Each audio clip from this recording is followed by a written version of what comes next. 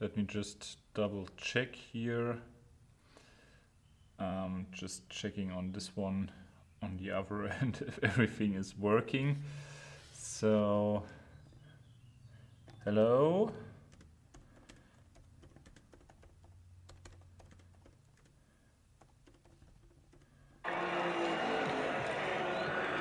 Whoa. That's all right. Cool. It is working. So we are live right now.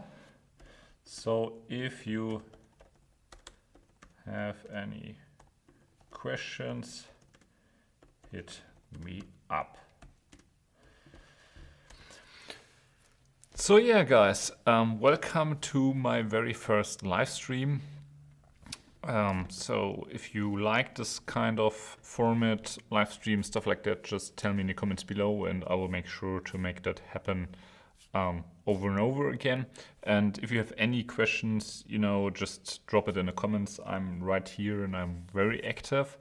So we can talk basically about everything. I also have some ideas or some topics prepared. One will be the Blackmagic Pyxis. So I was gathering a lot of insights on a camera and basically checked everything. And I was also considering if this camera would be an option for our production here. And I decided not, and I will tell you why in a bit. And I will also go over the very frequently asked question why we use 4 different cameras from 4 different brands. What is the deal behind it? So yeah, maybe let's start with the Pyxis. So Pyxis is basically, the word is ancient Greek and means like little box. So that's the where the name is coming from. And maybe just for reference, I will grab my Komodo, this one here.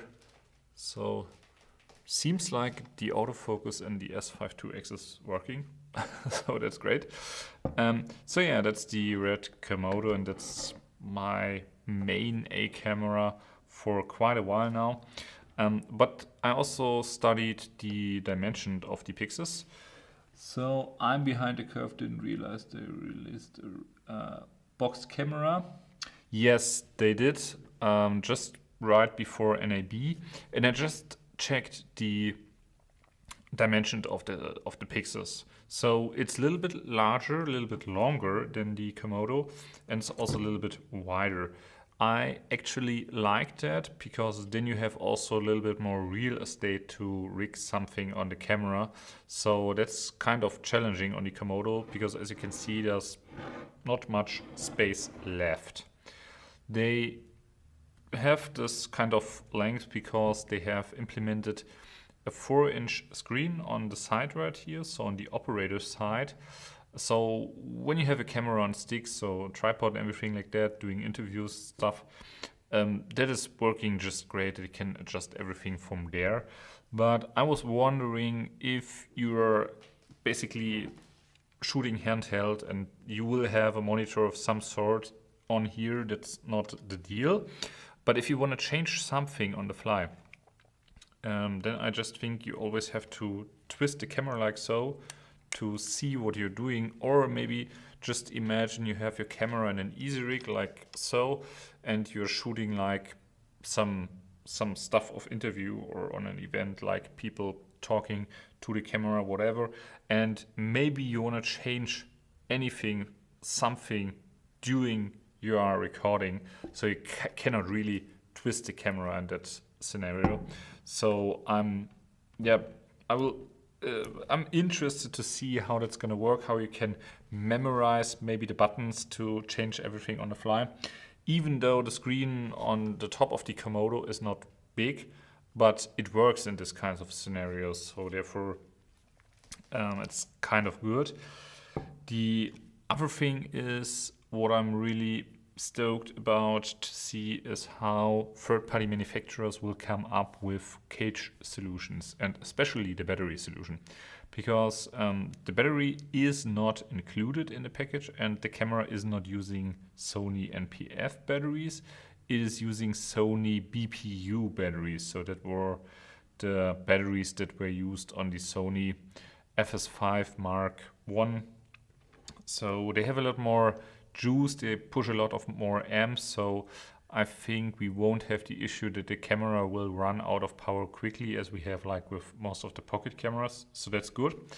But the design of it will be kind of interesting because I also used to have the Zcam F6 and there we had like basically the same story, because in the middle of the back there was the battery and on the side you have your ins and outs.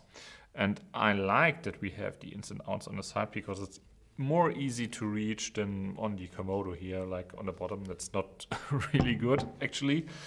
But the way that they worked on that on the Zcam was when I had the cage, it was like extending out to the back, and where the battery normally would sit, there was like a gap. So, and then on the far end you can slide in your V-mount.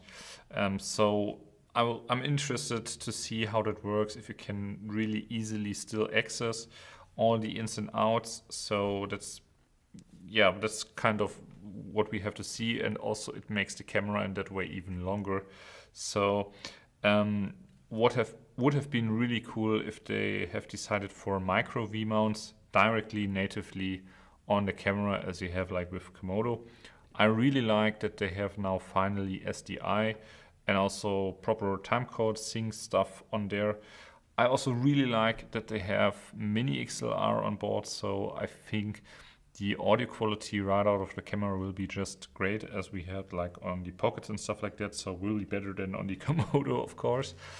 The other thing what I was like so I was considering the camera because the overall package that the camera offers and the value that you pay is for the value that you get for the price that you pay is just overall insane. So I was thinking like, hey, I could sell my Komodo and then get the Pyxis. But I also had the Blackmagic Cinema 6K some weeks for testing, and the image that came straight out of the camera was the best from any Blackmagic camera that I've used. And I have used the Ursas, I've used the pockets, and you name it. So I really liked what came out, but I also felt like that the Komodo is still ahead when it comes to color straight out of camera, highlight roll off, and everything like that. And also if you read like the dynamic range tests on CineD, the Komodo has a little bit more than a stop of dynamic range. So yeah, so therefore it wouldn't be really an upgrade to sell the Komodo, because I already used the camera, I already have everything just ready to go, and so it wouldn't make sense the camera to sell that camera, because I'm still very happy. And also maybe when I talk about the sensor, let me grab a different camera here. This is the Panasonic S1H, and it's, yeah, I think it's the camera is using the same sensor as we have in the Pyxis and also as we have in the Blackmagic 6K, Cinema 6K. So that is a Sony sensor. It is, let me just scroll on, it's a full frame Sony sensor. Yeah, can shoot open gate, everything. You can also do that on the S1H here, so that's great. We also have that same kind of sensor in the Zcam F6. So on every manufacturer you have like kind of different frame rates, and they kind of all do their own stuff on that. From dynamic range tests and what I saw, I had the best results on the S1H. Also, if you check on CineD, and I also do my own over and under exposure test, basically everything, every time. And the S1H is really great when it comes to that. Also the Komodo, of course. So I didn't get as high with the Blackmagic Cinema 6K from exposure latitude. So I got 1.5 stops more of exposure latitude on these both cameras. And also low light on the S1H is just better. So you see like the internal image processing on the camera actually matters. So I don't want to say that the image out of the camera is bad, but the rolling shutter will be an issue. So therefore, that's also great on the KOMODO that they have global shutter there. And yeah, so therefore the sensor is already quite old. I don't want to say old, but I think the overall package that you get is great. So for the price that you pay, you can't really complain, honestly. So I think what Blackmagic did is just fantastic. And I will also get the camera. I've already talked to Blackmagic, so they will send me one for testing. So if you're interested in that, subscribe. That always helps the channel. And yeah, I also got loads of questions why we use so many different cameras. So just to give you a perspective, we also have the Canon C70 and the good old trusty Blackmagic Pocket Cinema Camera 4K.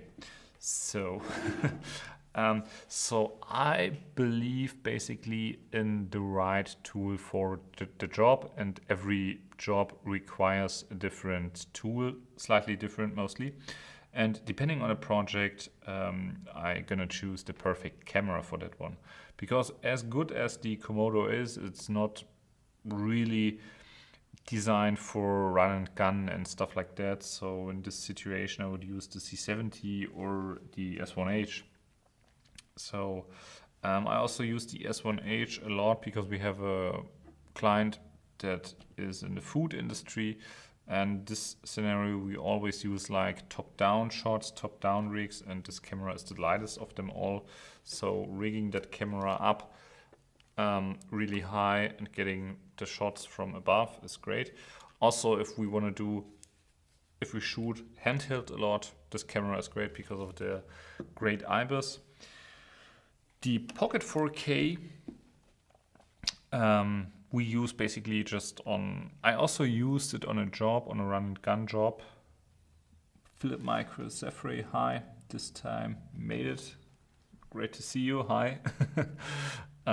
So yeah, I also used the Pocket 4K on kind of a run and gun job in Italy, and it was great. And the only thing that I had, because I didn't want to add too much to the camera, I just had like a little chest bag where I put a micro V mount in it and just connected to via D-tab to the power to the Pocket, and I was having like battery all day.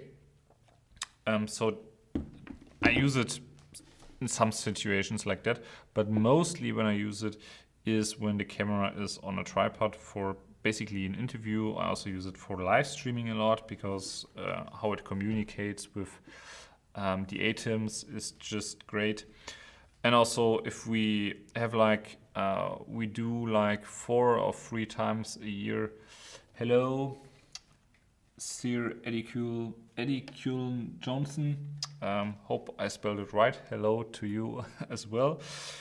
So we do like bigger corporate events, and there we have 4 cameras. So these 2 cameras are like the moving cameras, so getting pickup shots here and there. And then we have 2 cameras always recording all day long the stage. And I use this one as a close-up for the person who's speaking, and this one is just the wide shot. And the great thing is all the cameras here have timecode, and it was also a main reason why I picked up the S1H and sold my Canon R6 as a hybrid camera, because here I can jam timecode in. So I have a question here from Philip. Do you shoot L-mount lens or adapt with the S1H? That's a great question. So I have one L-mount lens, which is the Sigma 24-70, which I'm shooting on right now on the S5 IIX. I use it from time to time, but mostly I adapt to EF with all the cameras that you see here, and I only use manual lenses. So and then I either have first AC on set, which is pulling focus for me, or I pull focus myself. So basically depends on the job, honestly.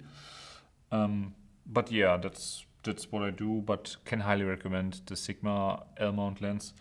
And I also would pick the Pyxis as the L mount because then that's the most flexible version of the camera. So you can adapt basically to EF, to PL. And also with these cameras, I can easily adapt to PL and stuff like that. And yeah, I was about to the pocket, and this camera is just great. Having it on a tripod, plug it into the wall with power, and it runs all day with Blackmagic RAW. That is kind of great.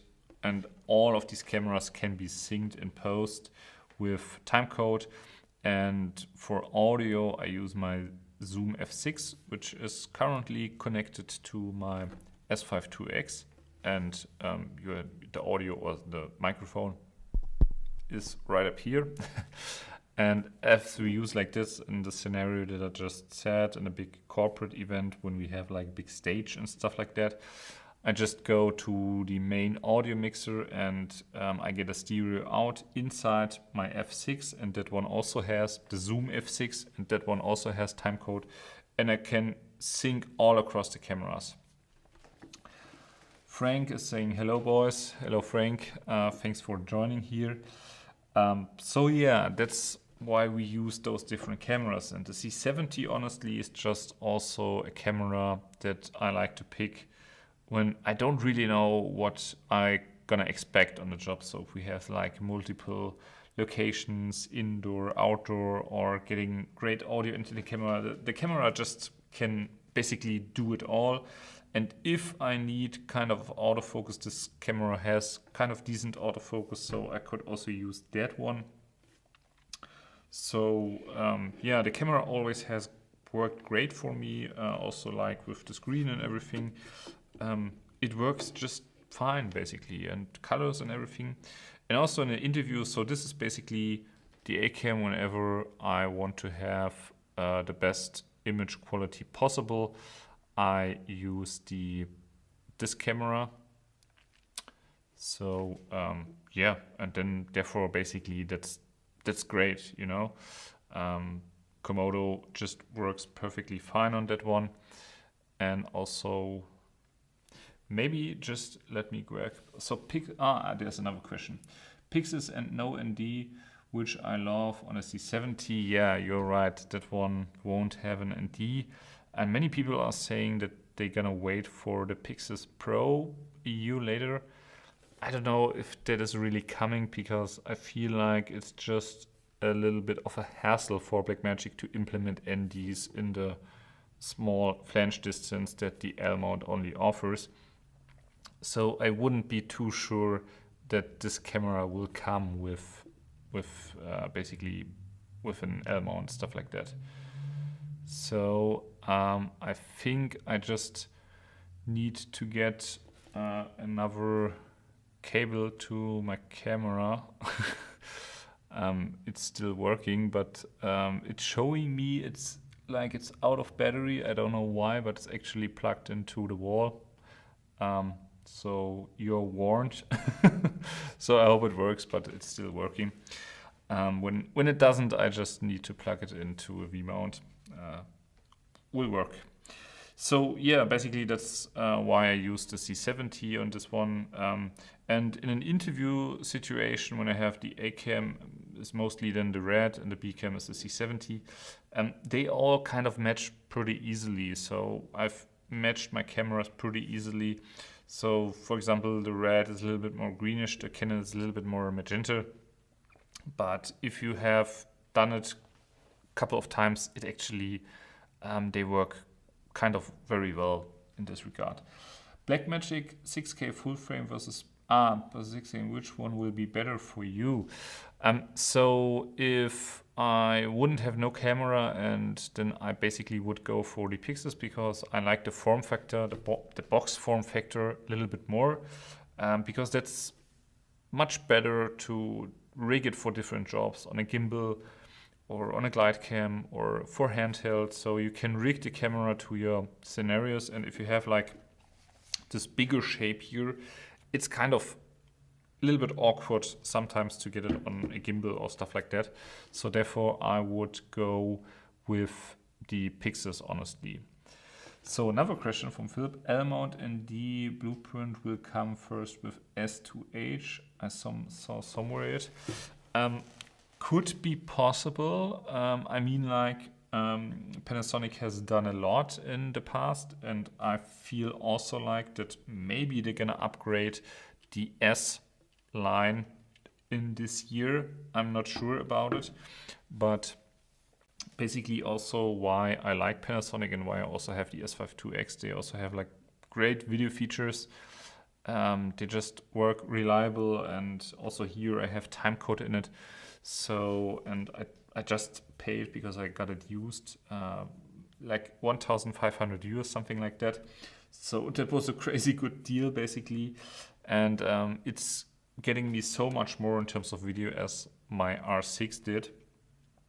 And since I don't use autofocus, it works great. And it also works as a photo camera quite great, honestly. So for a photo, I use the Sigma adapter to EF, and also the autofocus works quite well. Or I use the L mount lens. So for photos, basically, if you're not doing crazy sports, the autofocus just works fine, I think, for that one. For video, not, but honestly, for everything else, it's worked great. So Nathan, nice to see you as a question. Which camera records the best codec you like to use? Great question. So I really like Blackmagic RAW because I have a compressed RAW, but if I have to give really an option, then Red Code RAW is by far the best. Also, like from flexibility, it's 16-bit instead of 12-bit. Also, the Canon RAW is great, but the Red RAW works flawlessly on every computer, on every editing system. Blackmagic RAW, since we mostly use DaVinci, works also great. And if I don't have the other option, I'm basically shoot ProRes. That's also great codec. But I basically would go for a 10-bit codec, which is kind of good. All these cameras have that internally, but ProRes is also a great codec because it's quite big, but it also has a lot of information on it, and it works buttery smooth on every editing system. By the way, you should compare the S5 IIX ProRes RAW converted to Cinema DNG with Red RAW. That's a good idea. I don't have a external recorder. I have the Blackmagic Video Assist, so that I can record Blackmagic RAW on the S5 IIX. So that worked great. It also works great on the let's say on this camera. But Cinema DNG, I've worked with that in the past. You have like this awkward file structure and these gigantic files.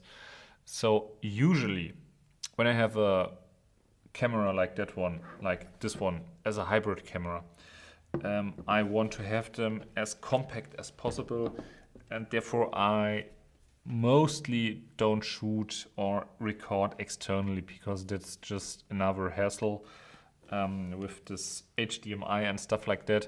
I use it for studio situations. When we recorded in a studio for the food client that I just mentioned, then this one was the A camera recording B-RAW all the time, and then I hooked up the Blackmagic Video Assist to that one because that was also stationary, and also got 6K B-RAW out of that one. So this circumstances, my goodness, it worked great, honestly. But I personally, I wouldn't mess with Cinema DNG, and also ProRes RAW is not really an option because I use DaVinci Resolve, and it's kind of unfortunate that it's not, you cannot open it in Final Cut, and on the other side you cannot shoot, or you cannot open Blackmagic RAW in Final Cut, and it's just, for us users, it's I feel like it's just an unnecessary pain. So Frank, actually B-RAW is also 16-bit. Well, not 100% sure because B-RAW is already partially debayered in camera. So I think what comes out of the camera at the end, what you import into the computer, is 12-bit. But personally, I wouldn't say that I can push the red far more than any other red codec. Or any other RAW codec. So if I can adjust maybe my ISO and exposure and white balance and stuff like that, it works great. On the red, I have so much more options, basically also from highlight roll-off and stuff. So this works great. And also the C70 has great colors straight out of the camera, also the Panasonic. But from all of them, especially if you have different lighting scenarios. So I just recall a music video that we shot, and there we used all colorful lights like blue, magenta, and stuff like that. So there was no normal pure white. And I also had the C70 on this one, and the colors straight out of the red were just really spot on, and I had to change quite a bit on the C70 to get a good looking image with all these odd wild colors, I would say. So therefore the red camera and the color science just pays off in so many situations, I would say. Yeah, so therefore I like to use that camera. Still 16-bit, check your metadata and resolve. Okay, we'll check on that, but actually I actually honestly don't mind, because all of them you can manipulate the footage very nicely. Also, like ProRes is good for that. So, but also really I like the red code RAW a lot. So Igor, hello. What power solution did you choose for each camera, or are you using something universal, V-mount and PF? Good question. So let's maybe start with the bigger cameras. So on the red, I mostly use V-mount. I also have the Canon batteries that go straight onto here, but I mostly use a V-mount, and then I can hook up my monitor and stuff like that, and my follow focus if I have one, or my video transmission system, so I can hook all of that up on the KOMODO and just work out of V-mount. So that works great. So I still have the Canon batteries, but basically I don't use them. Since I always try, because I only use the red camera also if we work on a bigger team, because when I need all that stuff. The C70 I mostly use on a 1 to 2 man band job. And basically here I use these bigger BPA60 batteries from, like, it's a knockoff brand. And that battery also has a USB-C out and also has a D-tap out, so I can also power my monitor, but it's not as much outputs as my V-mount has, but it works kind of great, and the camera is basically running forever on these batteries, which is also really great. So the pockets, as I've said, I try to use V-mount when I use it on a run and gun situation. I basically have a chest bag where I have a V-mount and then just going with the D-tap cable into the camera, and that works great because the internal battery here, it's just like getting me 20 minutes or stuff like that. That's not really usable. So therefore I use that, or when it's on a tripod for maybe, I don't know, then I have plug it into the wall, or also use a V-mount. So, and on the S1H I basically do the same.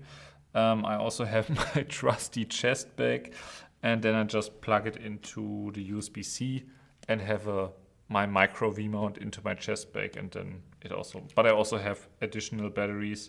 So here I mean like on this one, it lasts me like 1.5 hours, which is actually plenty of time when I'm recording video. But also that I mostly try to use V-mount because that's just for me most convenient, I would say. So Patrick, Oh, missed. The beginning, I will have things to watch later. Yeah. So once the stream is done, you can basically rewatch it. Hey Mark, you would be trading down, not up, if you were to sell off a 16-bit color science based camera for 12-bit color science based Pyxis. This is a difference clearly visible to the eye. So yeah, that was basically aligning to the self what I was saying, because I wasn't seeing like a big upgrade for me to the Pyxis. Because when I sell the Komodo, I probably will, I don't know, get maybe 4.5 grand. I don't know, the camera already has like good amount of hours on it. It has seen it all. The camera never let me down once, and that's also kind of what I like about this camera. And also dynamic range and everything like that. The Pyxis is great. It's coming closer and closer, but I feel like still that the red is better. And I'm also thinking like, could it replace my C70?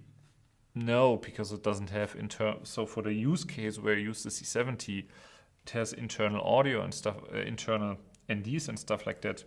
It also has for this kind of situation, even though I rarely ever use autofocus, I could use autofocus. So the Pyxis couldn't really upgrade these two cameras, which are my A and B team, I would say. And also on this one, it would be just price-wise, wouldn't make sense. I want to have a camera that is like a hybrid that I can shoot photos on sometimes. So therefore, that one is great.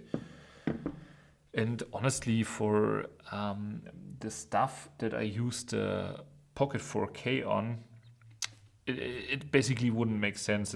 It's kind of an overkill on that one, honestly. So, Patrick, and I received my SCG T8. Oh, that's great. Love that tripod. It's the most sturdy tripod that I'm using. And I was just recently on a shoot where we also had a fully rigged up Blackmagic Ursa 4.6K and really hefty lens on it. And the SCG tripod just did great. I really loved that. Thanks for the tip. You're welcome. So yeah, basically we're gonna choose all of the cameras that we want to, and basically also the price that I paid for the Pocket 4K was like insane. I mean, like what you get for the camera. The camera is still old, but it still does a great job whenever I need it. All of the camera basically. So therefore, I kind of thought about it. Will the Pyxis be somehow useful? And it surely would, but it isn't also the case that it would instantly replace one of my other cameras, because it's still missing in one of the ends some features that I would like to have. But other than that, personally, if I wouldn't have any camera, or maybe let's say I would just have the S1H and I wouldn't have the red or the C70, and I would check for the best camera, because also the C70 is not a great looking camera and also is kind of challenging to put it on a gimbal and stuff like that. The Pyxis is just great for the price that you pay and also the form factor that it has now. So personally, I would go for that, but I'm not in a situation like that. Philip, I have still also the Pocket 4K. Yeah, feel with you.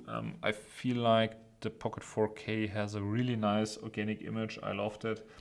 When I used it on the trip on Italy, yeah, I got really stunning images. It kind of has a little softness to it that I like. Also the C70 has that. It's not overly sharp. So yeah, therefore I like the camera really. But I wouldn't use it personally on a gimbal. I never basically record externally. Sometimes when I have like this job when it's just recording the stage, for example, the Blackmagic here. In this situation, I record externally. But for every other situation, when the camera is like moving or something like that, I always record externally, because yeah, on the CFast cards and also on the other cameras, because recording externally, you're just basically relying on a small fragile cable, and maybe just somebody gets onto it and the footage is gone, or it gets wet or something like that. It's just another hassle that you have to hope that it's working. And I've had in the past, so not personally, but colleagues from me have had issues with that. So therefore I always record internally. I don't understand why you rel the 16-bit stuff. They say that the Komodo is 16-bit, but B-RAW is also 16-bit linear, and go to 12-bit in log. My head is a bit confused with all these bits. I feel with you. As far as I know, the red is 16-bit linear. Yeah, I honestly don't know really. So as I think like Mark was saying it, the Blackmagic is also 16-bit. I don't know. Basically, everything I can say, that what I care about is that I have some options that I want to have, like Blackmagic RAW, also exposure adjust and ISO, and all of these cameras just doing great. Also the Canon RAW does that. But from the amount of adjustments that I can tweak on the red, it's just, for me personally, the best. And also the colors straight out of the camera on the red are, amongst all these cameras, are, especially in very challenging lighting situations, the red does that the best. That's what I can say from. And I basically used the camera when it came out in 2020. So, Philip, I'm in a similar situation, have 12 cameras. Jesus Christ. Each one has a special use for multicam live concerts, so I use a lot of different camera, mostly fixed, so I need for my free S5 recorders. So yeah, thanks to Cinemagic is possible. Blackmagic is 12-bit log B-RAW equivalent to 16-bit linear. So yeah, that's also what I think is, if it's log, it's like 12-bit and 16-bit linear. Basically, I don't care really about the numbers. What I care about is what the colors look and how I can manipulate them, and that works very well on any of those cameras. So therefore, I'm pretty happy actually. So yeah, just give me a little bit more space here. To actually sit here. So yeah, therefore I use these cameras, and since I'm really happy with the current cameras that I have, I don't see I don't have any plans to upgrade, even though Panasonic would tomorrow announce the next S5 or S2 or S1H Mark II, whatever. I basically personally wouldn't upgrade, I think, because for the stuff that I used this camera for, it works great. And the other camera would potentially work better, but I don't need it to actually. Yeah, also what I like, what I forgot to say is, what I really hope what Blackmagic could do at some point, they all have implemented in the app that you control the camera via Bluetooth. So you can change anything on that, so that's great. But what I'm missing is getting an image onto my phone via Wi-Fi. And it's something that is very great on, now I'm getting packed out the cameras all over again, on the red, but also on the Panasonic has that one also. So therefore I also use this camera for YouTube a lot, because I just can set it up, make my settings, and I just check on the phone, even because I also like to record most of the stuff somewhere outside when weather is nice and not always in the studio like today. I like that, so then I just can quickly throw this guy onto a tripod and then just check framing on my phone. And that's something that I unfortunately cannot do. And when in these kind of scenarios, I don't want to have an external monitor and stuff like that. Just wouldn't make my life harder. And also the Zcam was great for that. So I hope Blackmagic will implement that in future cameras. So Patrick is saying, so I have the Zcam S6 with video assist 12G for the moment, but I'm following some Komodos in a second hand. There's some more sale 6K almost fully rigged out and they don't sell. So yeah, I think I also had the F6 and I like the camera because I could basically just doing everything with this. That was just built like a tank, and I also have a friend who has the S6. That one is also great. The thing what I in the end didn't like too much was there was no really time code internally, so the camera you had like to buy these stupid adapter for like $200 extra. And then, even though the clock inside would not work reliable, so I always had dropped frames and stuff like that, or it was always drifting. And so yeah, it didn't have the time code that I wanted to have. And also, it's not the fault of Zcam, unfortunately, but you don't have any, so you can have like this Z-Log converter or something like that, but you don't have it for color management in Resolve, unfortunately. So, but other than that, I really like the Zcam. The image out of the camera was great, honestly. So Philip, one question.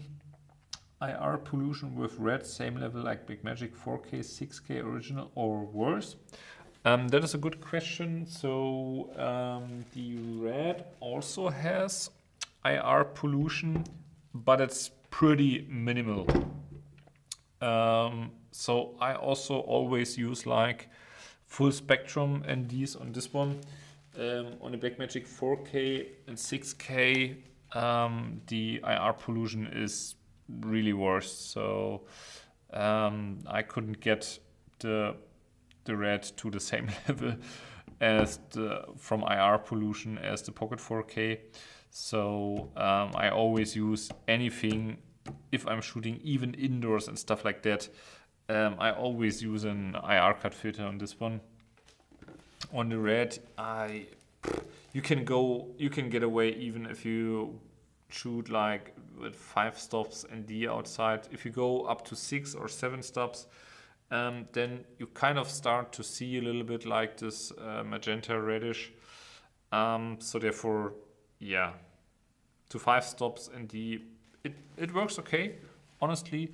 But if you shoot more in that, then it's gonna be more prominent. But it's not as worse as on the Blackmagic, honestly. So yeah, but a lot of cameras have that. But the C70, for example, doesn't have. Also the S1H. Yeah, it's just basically how many layers of different filters they're gonna add in front of the sensor, because there's always also a trade-off when it comes to image quality. So IR cut is a must on the pocket cameras in any situation. The new full frame OLPF should be better. That's true. Also on the Cinema 6K, I tried it. I didn't get any IR pollution at all, even at 9 stops outside and bumping up the ISO to 1600 and stuff like that. Nothing. So even on the Pocket 6K Pro, even though they claimed like the ND filters are IR neutral, you still got a little bit of IR pollution. So the only camera from Blackmagic that is has basically no IR pollution, or the OLPF is great on it, is the Cinema 6K. That I can say for sure, honestly. So yeah, I feel like this is great. And as I've said, the image that I got out of the camera, the Cinema 6K, was great. I think like from the frame rates, it's not like crazy. Also the Komodo is not crazy when it comes to that. But basically, when I shoot some slow-mo and stuff like that, I go into 5K, 50 frames. I have a slight crop on that, but it's working fine. And whenever I use 120 frames, I use the C70, because then I can shoot 4K 120. That's also pretty nice. But also in the sensor from the Pocket, or not the Pocket, the Cinema 6K or the Pyxis, it's not great, but you can get around with it. I mean, like, you can get your 6K 50 FPS or 48 FPS with full frame or 17:9. So that is basically what you need most. If you need more, then you have to crop into the sensor.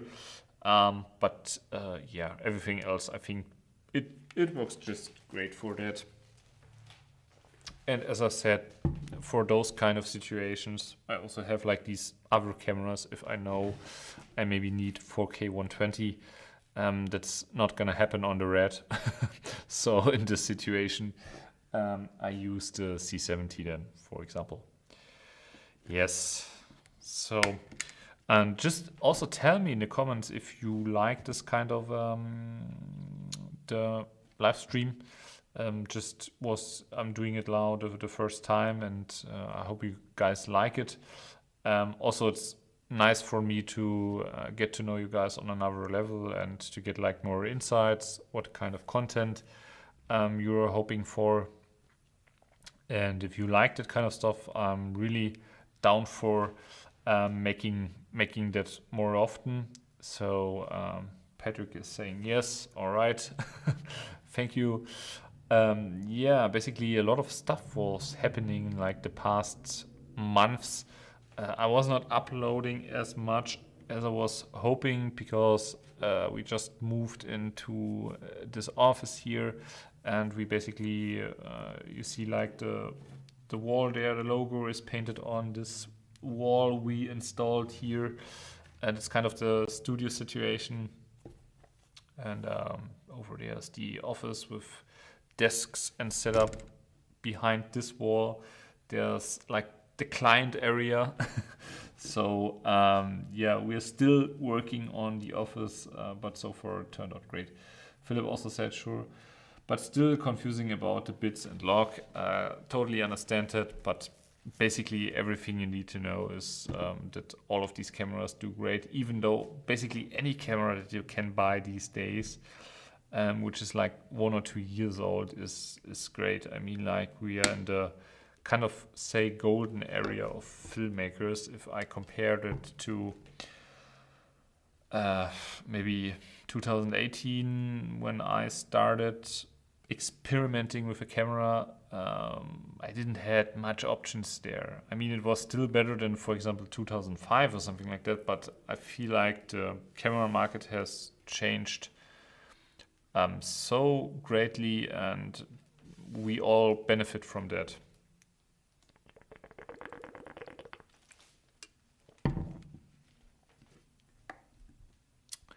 And there were also a lot of discussions. I actually didn't want to talk about it, about Nikon acquiring Red, and yeah, I never really was into Nikon, honestly. I had some friends that were using them, and I was not really like, how to say, happy when I heard that. But I think like they will have their reasons for that, and I think mostly we as the creators will benefit from that, because now Red can use also the ecosystem and infrastructure that maybe Nikon has to produce better, to produce at a lower cost point, something like that. They can use their synergies, their expertise in different kinds of stuff. So I think at the end, we as users will benefit from it. It's, I think, very rarely the case that everything goes wrong and then Red is not existing anymore. And they also said like they won't change anything on the product line so far. So yeah, I'm quite honestly surprised or looking forward to what will happen in the Red lineup, but also I'm not planning to upgrade. I was like checking, okay, is the Komodo X maybe something? And then I decided to what we use the Red for. It works great, and I only would use the Komodo X if in that situations we would need a lot of more frames, but we don't. So therefore, Komodo is just working great. So the OG Komodo. Philip, every camera have nowadays 10-bit 4:2 lock, even DJI Action 4. Yeah, that's a word. That's absolutely true. So also like these little small cameras that you get now these days are just absolutely insane in terms of their specs and everything like that. So it's really, as I've said, honestly great. As I've just like said, like DJI, I still use the Mavic 2 Pro because we use drone shots so rarely that for everything that we need, like maybe a drone shot of like an office building or something like that, the Mavic 2 Pro just works fine, honestly. So I also hadn't like the idea to upgrade that. And whenever we need something like FPV, I just hire somebody to do that for us. Yeah. So Patrick is like asking, is the Komodo SDI so dangerous to blow up? Have heard about a solution with the SWX batteries. So the problem is not basically on Red itself. It's always when you have 12G SDI, and also I believe the Pyxis has 12G SDI. So that one is really kind of sensitive to power and how you plug in stuff like that. Basically, when I started using the Komodo, I also didn't have any idea of that, and I just was doing it wrong all the time. It was working great. Since I read about it, I just pay attention to that, and it worked great. It also happened to us because I think 2 years ago, we also had the Panasonic VariCam, so like the very big VariCam from Panasonic, and we blew up also an SDI port there because one of my colleagues was not paying attention to the SDI protocol. So basically that one can happen with any camera. So just in general, it's basically very easy.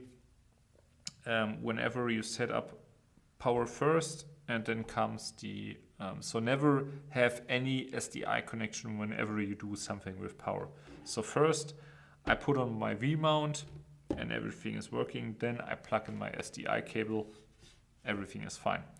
And if I want to change the battery, I before plug out my SDI cable and then I change the battery. So that way, whenever you do something with power, don't have any SDI cable attached and you won't have any issues.